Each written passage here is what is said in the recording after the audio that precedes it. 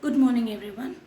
Today we will see a case study on the law of diminishing marginal utility, which is the blue jean revolution. In this topic, we will discuss the history of jeans and how this blue jean made a revolution and how this revolution faded off. Let's look back about the history of jeans. On May 20th, 1873, an historic event has been marked, and that is the day where the blue jean was born.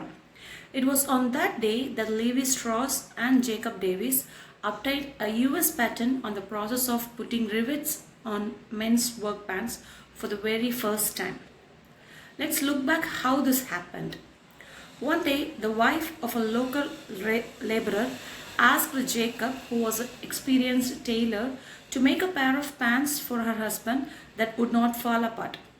Jacob tried to think of a way to strengthen his trouser and came up with the idea to put metal rivets at points of strain, like pocket corners and the base of the butterfly. These riveted pants were on instant hit. Jacob quickly decided to take out a patent on the process, but needed a business partner to help get the project rolling. He immediately thought of Levi Strauss, from whom he purchased the cloth to make his riveted pants, and so both together filed the patent.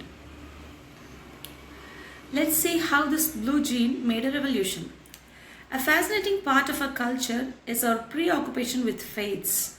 Whether it's cabbage patch or hula hoops, we always wanted to have a jean in our cupboards. The blue jeaning of America took place in several stages and peaked when this almost basic commodity became high fashion designer jeans. Though they were double the price of regular jeans, America bought them in droves. Of course, for every revolution, the starting point would be the US. It was Jodek, through creative advertising, that created the demand for designer jeans.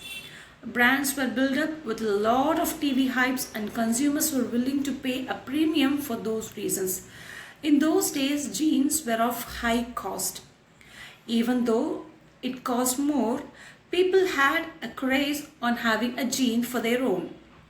Jodak's success caused other designers to jump on the bandwagon. Any designer who had a name was putting his name on the back pocket of a jean. So the jean came out with a name also. To keep up the momentum, even more money was poured into advertising.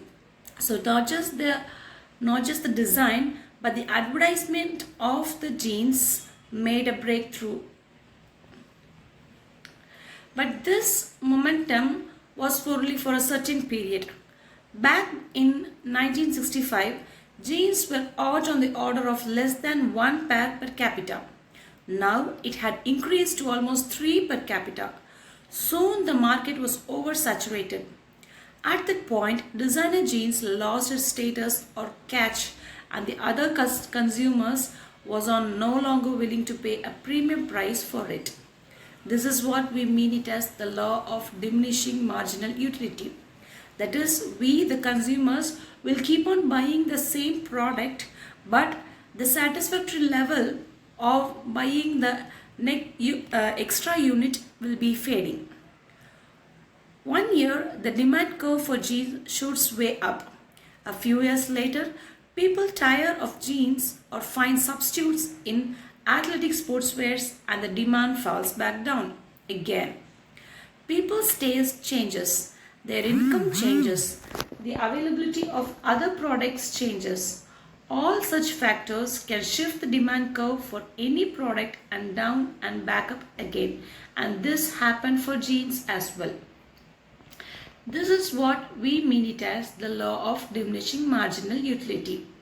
When we consume more of an item, the amount of satisfaction produced by this additional unit of that good declines.